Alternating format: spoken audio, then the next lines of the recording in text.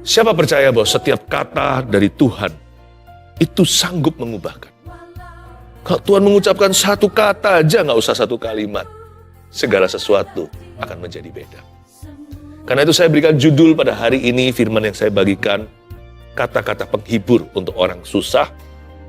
Saya tahu akan keluar kata-kata hikmat sebagai karunia dari Roh Kudus di sini. Akan ada kalimat-kalimat yang muncul dari hati Bapa. Saya yakin setiap Anda pasti mendapat jawaban. Karena itu jangan bersedih hati ya, Tuhan pasti menolongmu.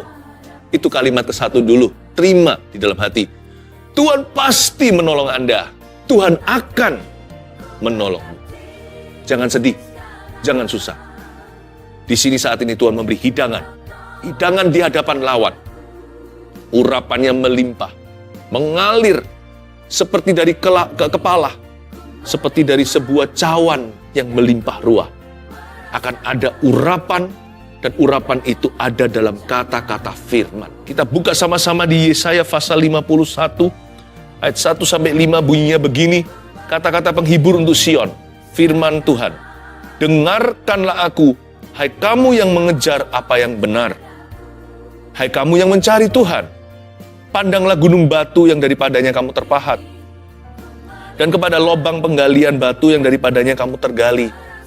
Pandanglah Abraham, bapa leluhurmu, dan Sarah yang melahirkan kamu. Ketika Abraham seorang diri, aku memanggil dia. Lalu aku memberkati dan memperbanyak dia. Sebab Tuhan menghibur Sion, menghibur segala reruntuhannya. Ia membuat padang gurunnya seperti Taman Eden, dan padang belantaranya seperti Taman Tuhan.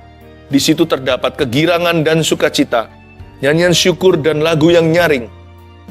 Perhatikanlah suaraku, hai bangsa-bangsa, dan pasanglah telinga kepadaku, hai suku-suku bangsa. Sebab pengajaran akan keluar daripadaku, dan hukumku sebagai terang untuk bangsa-bangsa. Dalam sekejap mata, keselamatan yang daripadaku akan dekat. Kelepasan yang kuberikan akan tiba, dan dengan tangan kekuasaanku aku akan memerintah bangsa-bangsa. Kepadakulah pulau-pulau menanti, perbuatan tanganku mereka harapkan.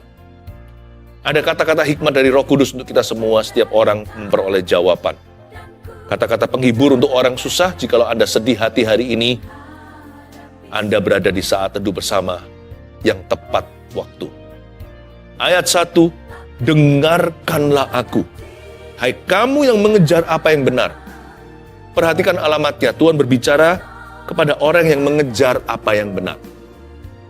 Mungkin Anda benar, mungkin Anda salah. Asal sekarang arah Anda benar, yaitu mengejar kebenaran, Tuhan pasti berbicara kepadamu. Poin ke-1, Tuhan pasti berbicara atas situasi kita. Ini kalimat pertama. Ini kata-kata penghibur yang nomor 1 Anda perlu catat dan tuliskan. Jadikan ini rema dan jawaban. Tuhan pasti berbicara atas situasiku. Tuhan gak akan diam 1000 kata. Pasti Tuhan itu berbicara. Kita bukan menyembah patung yang mati atau yang bisu. Allah yang menciptakan mulut dan lidah bibir kita.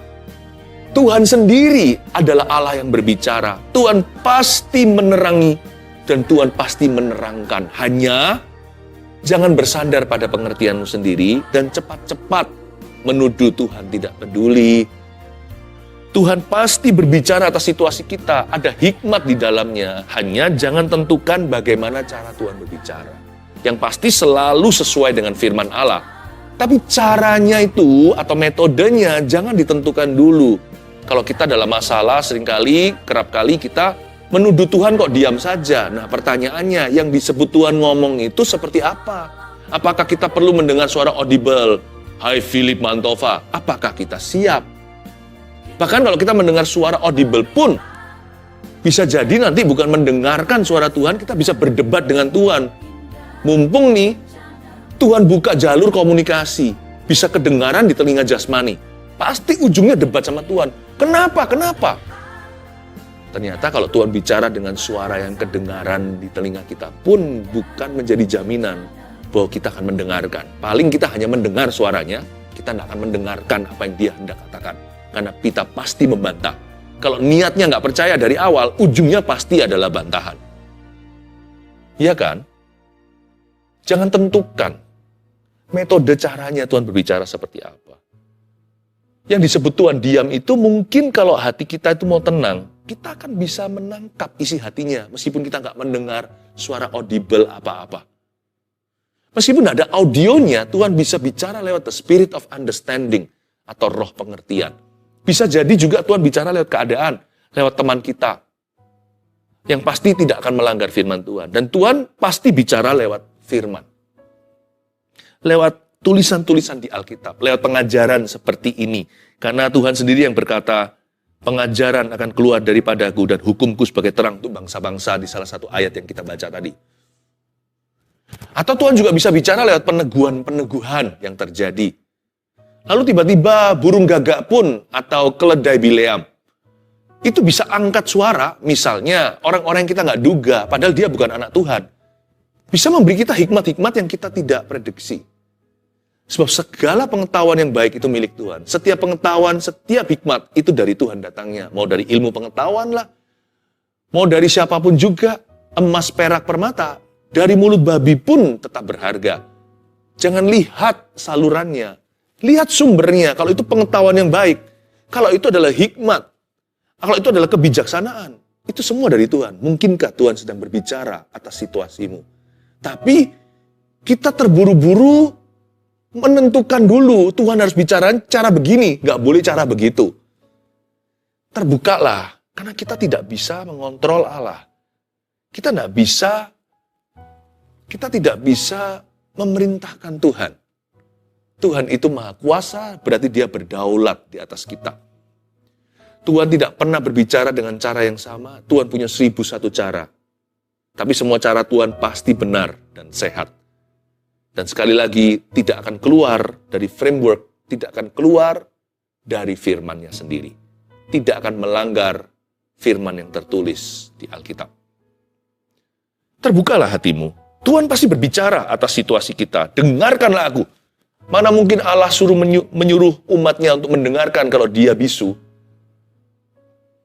Dengarkanlah aku, hai kamu yang mengejar apa yang benar. Yang penting hati kita mengejar kebenaran dalam batin. Sebab kebenaran dalam batin itu yang Tuhan inginkan. Yang penting arah kita benar, kita mengejar kebenaran. Dengarkanlah aku, berarti Tuhan tidak bisu. Dari ayat ini Tuhan tidak perlu janji, aku pasti akan bersuara, aku pasti akan bicara, aku pasti akan menerangkan. Dengan Tuhan memerintahkan, dengarkanlah saya, itu sendiri sebuah jaminan bahwa Allah sudah berbicara, dan sedang berbicara, dan akan berbicara dalam kehidupan setiap keluarga saat teduh untuk menghadapi situasimu. Jadi jangan susah. Kenapa susah kalau Tuhan bicara? Kalau ada teman dialog yang maha tahu dan maha kuasa, kenapa susah? Dengarkanlah aku, hai kamu yang mengejar apa yang benar, hai kamu yang mencari Tuhan. Yang penting hati kita mencari Tuhan, bukan menghakimi Tuhan. Kalimat ke-1 tadi ya kata-kata penghiburan untuk Anda. Ini kata-kata adalah comfort zone-nya Tuhan untuk orang susah. Ini zona nyaman untuk orang-orang yang sedang menderita, diterpa badai taufan kehidupan. Tuhan pasti berbicara atas hidup kita. Katakan pada dirimu sendiri, Tuhan pasti bicara atas situasiku. Kedua, kita lihat berikutnya, pandanglah gunung batu yang daripadanya kamu terpahat, dan kepada lobang penggalian batu yang daripadanya kamu tergali. Disuruh pandang gunung batu yang daripadanya kamu terpahat. Jikalau kita batu, kita harus memandang gunung batu. Batu bisa longsor dari bukit, jatuh ke jalanan. Di beberapa jalan-jalan tol, yang kayak begitu landscape-nya, akan dikasih jaring oleh pemerintah supaya kalau batu jatuh tidak kena ke kendaraan-kendaraan yang sedang lalu lalang. Batu bisa jatuh, tetapi gunung batu yang daripadanya batu tersebut terpahat, itulah fondasi yang kuat. Dan kepada lobang penggalian batu yang daripadanya kamu tergali. Tahukah bahwa di bawah batu-batu yang kelihatannya besar itu, seperti gunung itu kan juga gunung batu. Yang di bawah tanah itulah fondasinya. Maksudnya apa? Nomor 2, ini kata-kata dari Tuhan untuk menghiburmu. Pandang berkat sebelumnya jika belum ada mujizat. Kalau Anda belum melihat mujizat, batu-batu yang Anda harapkan belum berjatuhan. Kalau Anda melihat di lubang penggalian itu, belum ada sesuatu yang bisa Anda jadikan pegangan, pandanglah gunung batunya. Pandanglah lubang penggaliannya. Pandang berkat sebelumnya jika mujizat Anda belum tiba. Selalu hitung mundur. Mujizat yang Anda harapkan itu kan di depan. Dan juga belum kunjung datang. Ketika mujizat belum nyata, Anda dan saya bisa menoleh ke belakang. Jangan punya kebiasaan melihat apa yang lalu. Kecuali satu. Kalau Anda melihat, Tuhan dulu pernah mengadakan mujizat. Tuhan dulu pernah menolongmu. Tuhan pernah memberimu berkat. Hitunglah itu one by one. Kalau mujizat belum nyata, jangan mengeluh. Kalau belum tiba di depan Anda, jangan kecewa. Lihat ke belakang dan berkata, once, pernah suatu hari, Tuhan melakukan berkat ini. Pujilah Tuhan untuk berkat yang lalu. Karena berkat Tuhan yang pernah terjadi di hidupmu, tidak bisa kadaluarsa. Itu akan terus-menerus jadi kesaksian. Bukan hanya kesaksian yang didengarkan orang, Anda memuliakan Tuhan. Tapi terutama kesaksian bagi Anda sendiri. Setiap berkat mujizat yang pernah Anda alami, itu kesaksian rohmu. Bahwa Tuhan sanggup melakukannya lagi, dan Tuhan selalu memberi yang baru. Gak ada 2 mujizat yang sama. Tuhan tidak perlu melakukan 2 kali pekerjaan yang sama. Diulang lagi. Selalu baru setiap pagi, rahmat kasih karunia-Nya tak pernah gagal dalam hidup kita. Hanya karena kebajikan kemurahan belum nampak mata, bukan berarti Tuhan gak ada. Kalau kita kecewa sama batu, kan rugi, saudara. Harusnya yang kita banggakan itu adalah gunung batunya. Harusnya yang jadi pegangan kita adalah lubang penggalian. Gunung batu yang daripadanya kita terpahat itulah fondasi yang kuat. Jadi anak-anak Tuhan harus pandai berkata, sekalipun ini belum terjadi, at least I have ... isi sendiri. Meskipun belum ada mujizat terjadi, paling tidak aku masih punya, isilah. Memang betul sih aku masih dalam hutang piutang, tapi paling tidak Tuhan memberkati kesehatanku, aku tidak jatuh sakit. Memang mengembalikan hutang itu perlu pelan-pelan. Saya tidak punya, saya harus berusaha. Asal saya tidak ada niat lari, karena saya adalah orang yang takut akan Allah. Tetapi puji Tuhan loh, saya nggak boros di biaya obat. Saya tidak banyak sekali bocor, saya nggak bocor sama sekali malahan, di dalam biaya dokter. Karena saya diberikan kesehatan. At least I'm healthy. Itu loh. Kalau batunya nggak ada, puji gunungnya. Anda selalu melihat ke belakang. Hitunglah berkat. Jikalau belum ada mujizat. Apa yang sudah Anda miliki, apa yang masih Anda punya. Hitunglah itu. Kalau Anda yang sakit, Anda bisa berkata, oke, aku minta sembuh. Doakan aku. Ya, jangan jemu, terus berdoa hingga sesuatu terjadi. Tapi sebelum sesuatu itu terjadi, sebelum doa Anda dijawab, paling tidak kalau Anda sakit, Anda bisa berkata, tapi puji Tuhan loh, keluargaku yang lainnya sehat. At least my wife is healthy. Jikalau yang sakit adalah suami. Oh, haleluya, istriku baik-baik saja. Anakku nggak kanker. Anda harus bisa menghitung berkat. Kalau kita terus lihat batu, nanti kecewa. Batu bisa datang, batu bisa pergi. Tapi gunungnya nggak kemana-mana. Batu bisa nempel, dia bisa longsor. Kadang-kadang, terkadang suatu saat nanti. Tetapi gunung batu itu yang teguh. Anda harus bisa, dan saya belajar untuk berkata, ya Tuhan, paling tidak aku sehat. Paling tidak orang lain tidak sakit. Oh, worst come to worst, skenario terburuk, Sekalipun hati dan batinku habis lenyap, gunung batuku tetaplah Allah selama-lamanya dan bagianku. Kalau misalkan kita apes melulu, seperti Ayub dicobai kanan kiri, segala sesuatu diambil dari dia kecuali nyawa, Anda bisa berkata, at least I'm still alive. Aku masih hidup. Atau bahkan kalau hidup pun setengah mati, Anda bisa berkata, at least paling tidak, nama aku tertulis di kitab kehidupan. Skenario terburuk, karena hidupku adalah Kristus, aku berusaha untuk setia sampai pada akhirnya. Mati pun adalah keuntungan. Ini bukan niat bunuh diri. Ini menghargai hidup sampai titik darah penghabisan. Apapun terjadi, kalau memang suatu hari aku ke sorga, oh, itulah pahala, itulah upahku. Oh, betapa bahagianya. Kalau kita nggak punya apa-apa, hati batin pun habis lenyap. Gunung batu kita tetap adalah Tuhan. Kita bisa berkata, at least I have Jesus. Paling sedikit, aku punya Yesus. Dan barang siapa punya Yesus, dia punya segala sesuatu. Bisakah kita berkata begitu? Sekalipun semua yang kita kenal meninggalkan kita, semua yang kita percayai itu mengkhianati, at least I have God's love. Aku masih punya kasih Allah di hidupku. Bukankah ada ayatnya di Roma 8? Apa yang bisa memisahkan kita dari kasih Kristus? Tidak ada. Maut, malaikat, yang di bumi, di langit, yang di bawah bumi, di dunia orang mati. Apa yang bisa memisahkan kita? Sakit, penyakit? Tidak ada yang bisa memisahkan kita dari kasih Kristus. At least I have God's love. Paling tidak aku masih punya kasih Yesus. Itu yang dimaksudkan, pandanglah gunung batu yang daripadanya kamu terpahat. Dan kepada lobang penggalian batu yang daripadanya kamu tergali.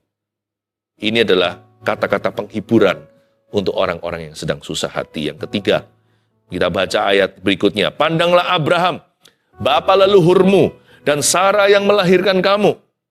Ketika Abraham seorang diri, perhatikan itu, sendirian, aku, kata Tuhan, aku memanggil dia waktu dia sendirian. Lalu aku memberkati dan memperbanyak dia. Bermula hanya satu orang, Abraham seorang, Sarah seorang, disuruh pandang, Abraham, bapak imanmu, atau bapak leluhurmu, dan Sarah yang melahirkan kamu. Mereka seorang diri, Abraham sendirian, Sarah sendirian, lalu aku memberkati mereka, tiba-tiba mereka jadi banyak. Sebab Tuhan menghibur Sion, menghibur segala reruntuhannya. Tuhan tidak menghibur Anda dengan hal lain. Kalau Anda runtuh di situ, di reruntuhanmu Tuhan menghiburmu. Tuhan itu tidak akan menyangkali situasi yang kita hadapi, tapi Tuhan akan menjawabnya. Tuhan akan turun tangan di sana. Di mana kita diruntuhkan oleh setan, di situ Tuhan mau promosikan. Saya yakin kok, our greatest test could become our greatest testimony. Ujian kita yang terbesar bisa menjadi kesaksian kita yang terbesar juga. Kalau Anda dan saya percaya, Tuhan itu menghibur Sion langsung di reruntuhannya. Langsung di titik kelemahannya. Ia membuat padang gurunnya seperti Taman Eden. Dan padang belantaranya seperti taman Tuhan. Di situ terdapat kegirangan dan sukacita. Dia girangkanku, ku bersuka sebab dia girangkanku. Di situ terdapat kegirangan dan sukacita. Ini bukan orang yang happy karena dapat masalah. Siapa sih yang gembira kalau dia punya persoalan? Enggak sih. Kita itu happy kalau kita tamasya. Kalau kita diberkati, kalau kita beruntung. Enggak ada orang yang berbahagia, bergembira kalau dia itu diterpa dengan problema. Makanya di sini dikatakan di situ terdapat kegirangan dan sukacita. Ini joy, bukan happiness. Ini sukacita, bukan happy versi dunia. Di situ terdapat kegirangan dan sukacita, nyanyian syukur dan lagu yang nyaring. Kata-kata penghibur untuk orang susah yang ketiga yang perlu Anda catat, jadikan rema dan jawaban hatimu hari ini juga. 3, jangan takut untuk mulai lagi dari bawah. Ini Tuhan lagi bicara sama kita. Tuhan beritahu keluarga Saat Teduh.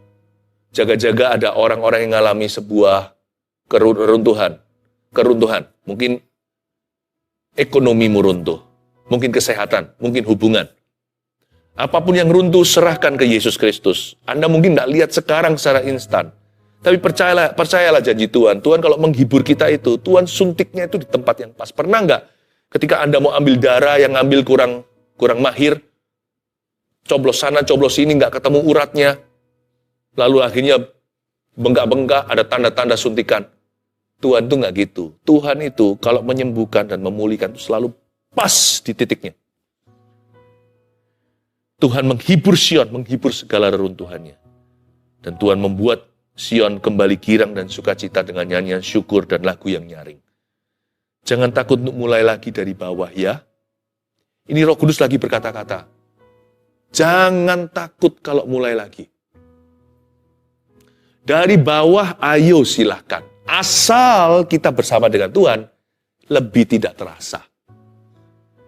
Karena prosesnya itu, sekalipun tidak mudah, asal Tuhan beserta, maka waktu yang lama akan terasa lebih pendek. Kalau Tuhan jamah kita, segala sesuatu rasa lebih singkat, bukan berarti instan.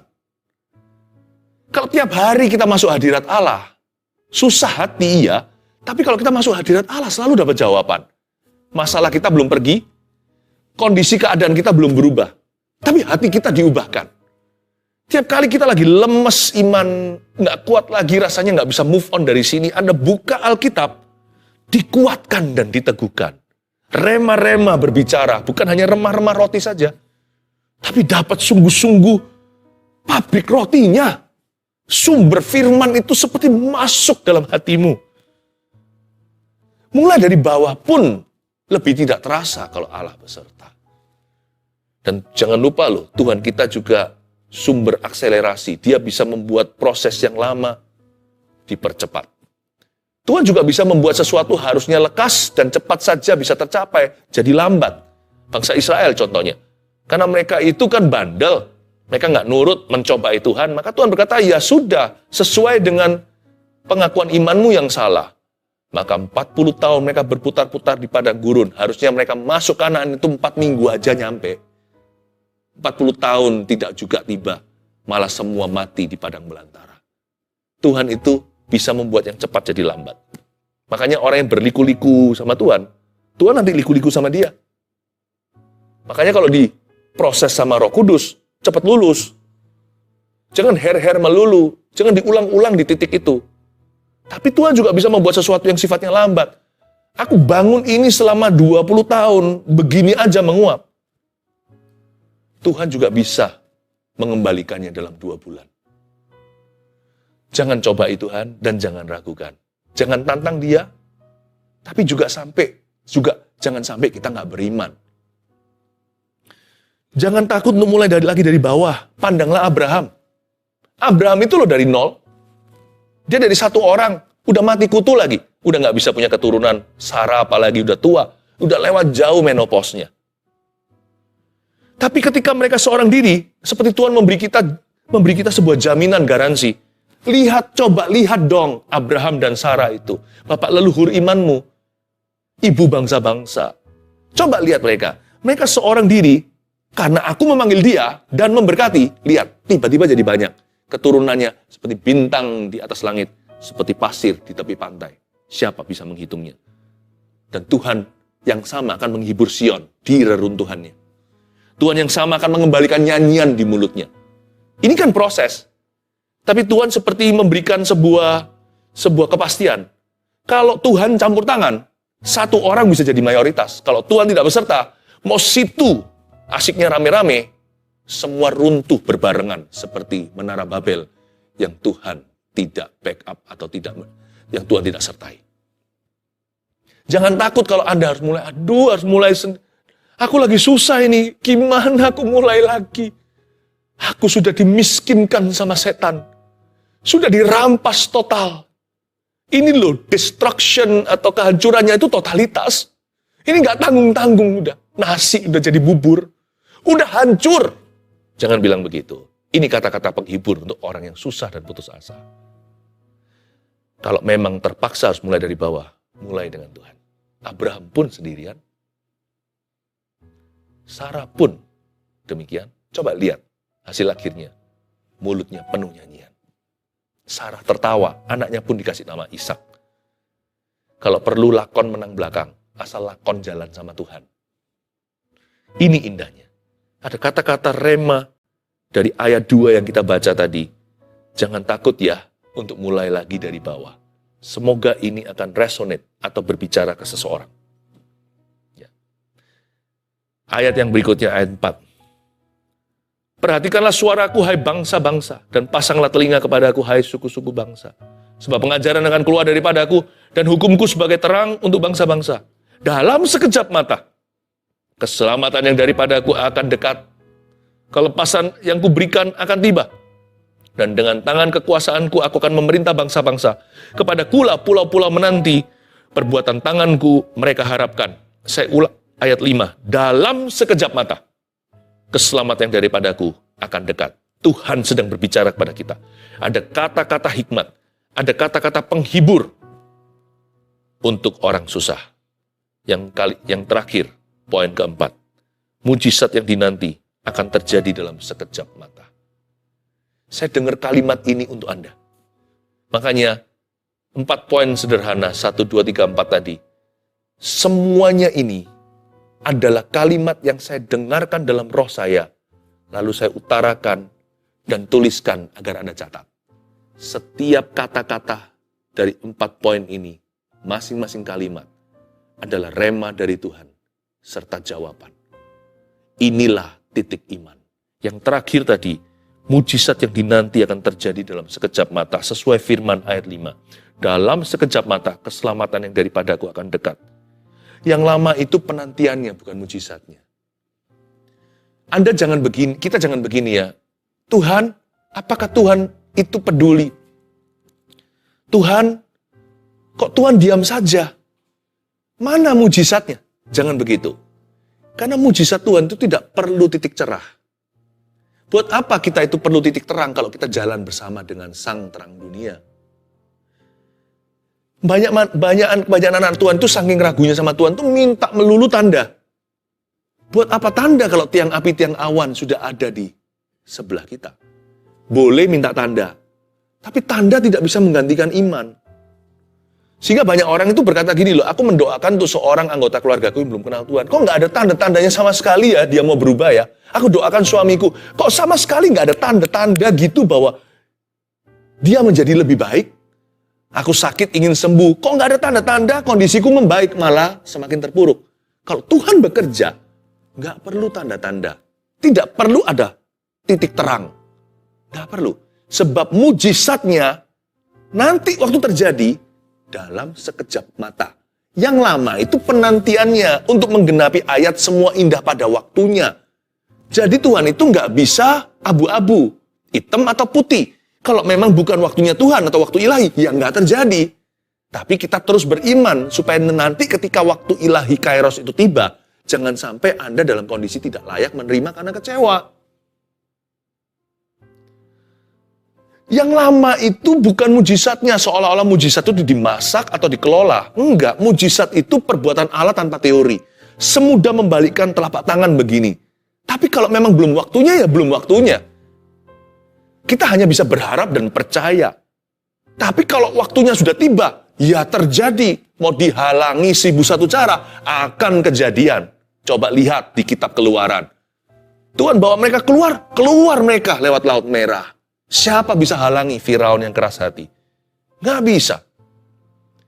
Jadi mari kita tidak menilai Tuhan dengan pikiran manusia. Kalau memang janji imannya akan digenapi, kok nggak ada titik terang loh? Kok nggak ada tanda-tanda sama sekali? Kok nggak ada titik cerah? Nggak perlu sama sekali. Kita tinggal percaya. Itu saja tugas kita. Dan menunggu waktunya. Sebab mujizat yang dinanti akan terjadi dalam sekejap mata. Jangan imanmu pada tanda atau titik cerah. Imanmu pada Yesus dan janjinya. 1, 2, 3, dan 4. Apa aja kata-kata penghibur sebagai kado untuk orang yang susah. Dan untuk setiap kita melengkapi iman kita sekalipun kita nggak susah hati. Yang pertama, Tuhan pasti berbicara atas situasi kita. Katakan amin. Tuhan pasti. 2, pandang berkat sebelumnya jika belum ada mujizat. Ya. Selalu hitung berkatmu satu persatu ya, jangan lupa. Selalu referensi kembali ke masa lalu. Tuhan pernah berbuat ini dan itu. Itu kita dengungkan sambil nunggu mujizat kemudian. 3, ini catat, ini penting sekali. Kalau memang terpaksa ya, kalau harus, jangan lari dari proses ini. Jangan takut untuk mulai lagi dari bawah. Tambahi ini, asal Tuhan beserta. Yang terakhir, mujizat yang dinanti akan terjadi, pasti terjadi. Dan nanti kalau terjadi, terjadinya dalam sekejap mata. Ya. Boleh minta tanda, tapi jangan berhalakan. Selalu taruh percaya pada firman Tuhan. Kalau Tuhan bicara, pasti akan terjadi. Kata-kata penghibur untuk orang susah, ini kado saat teduh bersama. Untuk keluarga saat teduh yang bergumul dengan sesuatu. These 4 sentences, 4 kalimat ini, will carry you to your victory. Akan menggendongmu masuk pada kemenangan. Yang percaya katakan, amin.